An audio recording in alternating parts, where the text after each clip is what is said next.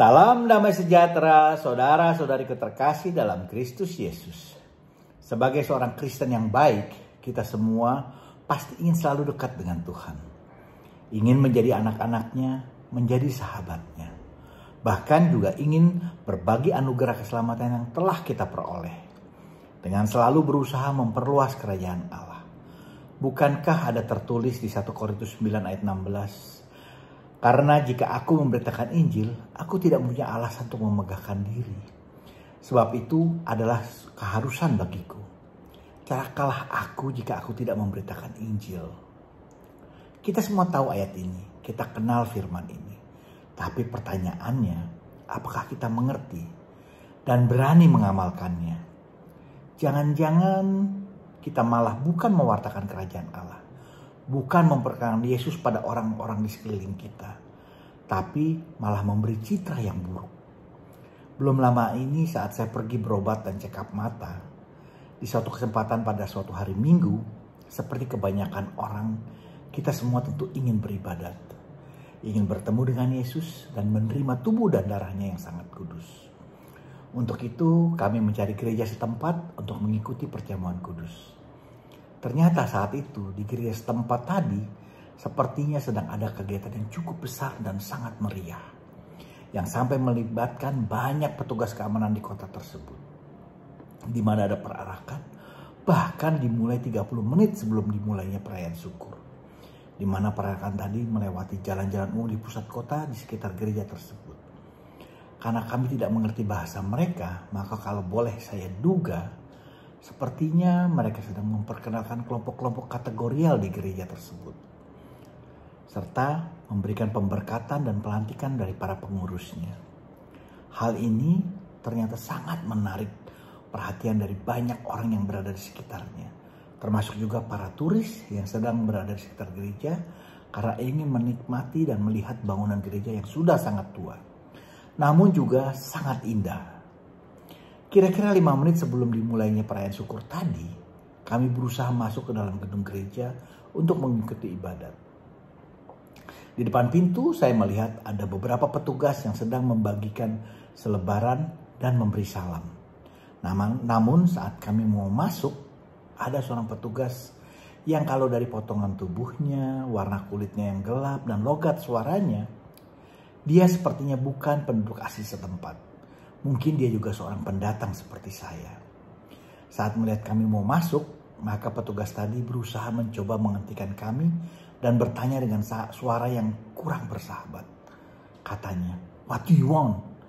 Dan saya pun mengatakan kalau saya mau ikut misa yang pukul 11 pagi ini. Dan balik bertanya, "Bukankah ada misa di pukul 11?"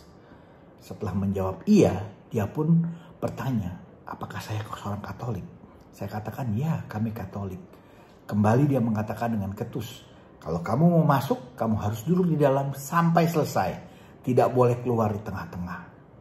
Setelah kami mengiyakan, maka kami pun akhirnya diizinkan masuk. Di sini saya merasa ada sesuatu yang agak berlebihan. Memang benar, dalam mengikuti perayaan Ekaristi, kita harus mengikuti seluruh ritus liturginya hingga selesai. Mulai dari liturgi pembuka sampai liturgi penutup. Namun hal ini sebenarnya tentu dapat disampaikan dengan senyum. Bukankah kita dapat mengingatkan seseorang dengan penuh kasih? Kita tidak pernah tahu kondisi seseorang saat dia sedang berusaha mencari Tuhan. Mungkin saja sedang dalam persimpangan. Kita semua tentu sadar kalau level iman dan kebutuhan dari setiap orang tentu berbeda-beda. Dan bukan tidak mungkin bila hati sedang kacau, bisa saja membuat orang yang mau mencari Tuhan menjadi bersungut-sungut atau bahkan membatalkan niatnya menjadi mencari Tuhan. Bila demikian yang terjadi, bukankah kita sudah menjadi penghalang bagi orang yang ingin mencari Tuhan? Untuk itu, rasanya kita semua perlu periksa kembali apa niat pelayanan kita. Apa benar mau membantu orang mencari Yesus? Atau jangan-jangan malah jadi menghalangi orang yang mencari dan ingin bertemu dengan Yesus. Ingat, Markus 10 ayat 14 mengatakan, ketika Yesus melihat hal itu, ia marah dan berkata kepada mereka, "Biarkan anak-anak itu datang kepadaku, Jangan menghalang-halangi mereka. Sebab orang-orang yang seperti itulah yang punya kerajaan Allah. Yesus tidak suka ada orang menghalangi orang lain yang datang kepadanya. Mari bersama-sama kita mencoba merefleksikan. Kadang saat kita berusaha untuk turut terlibat dalam pelayanan, rasanya kita perlu senantiasa memurnikan motivasi hidup kita. Dan apa yang menjadi tujuan kita. Memang ultimate goalnya dari setiap pelayanan tentu untuk memuliakan Allah. Tapi dalam perjalanan, jangan-jangan sudah bergeser, sudah menyimpang. Bahkan malah bisa jadi untuk kemuliaan diri sendiri. Atau ingin menunjukkan siapa diriku. Ingin tampil, ingin dikenal, bahkan mungkin ingin terlihat hebat karena mampu melakukan hal ini dan juga hal itu. Untuk itu kita perlu hati-hati. Jangan sampai wajah Yesus yang kita tampilkan menjadi tercoreng karena motivasi kita yang tidak murni. Bukankah motivasi kita mau melayani adalah sebagai bentuk rasa terima kasih dan syukur kita atas kebaikan Tuhan yang sudah kita terima dalam hidup kita ini. Dan kita melakukan semua itu untuk menyenangkan Tuhan. Tapi kalau kita lihat di Markus 10 ayat 14 tadi, ternyata Yesus marah saat ada orang yang menghalang-halangi orang yang mencari Dia.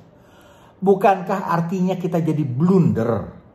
Kita menyediakan waktu dan tenaga kita untuk melayani dengan niat menyenangkan Tuhan. Tapi tanpa sadar, kita malah membuat Tuhan menjadi marah. Karena sudah bukan lagi membantu, tapi malah menjadi penghalang. Untuk itu, kita perlu lebih berhati-hati dalam melayani. Jangan sampai karena semangat yang terlalu berlebihan malah menjadi batu sandungan.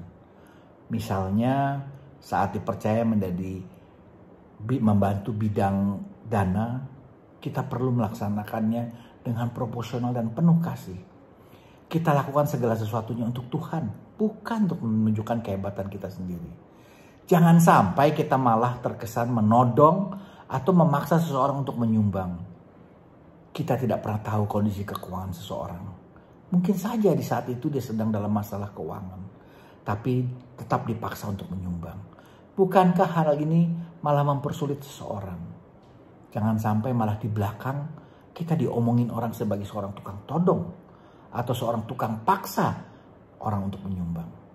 Dan gak pernah mau berhenti sebelum berhasil. Ini bisa jadi batu sandungan. Padahal kalau diminta bantuan, selalu ada 1001 macam alasan. Dia melakukan ini semua karena ingin terlihat hebat. Di mana dia selalu berhasil mengumpulkan dana dalam jumlah besar. Alhasil, banyak orang yang tidak mau angkat telepon bila dihubungi olehnya.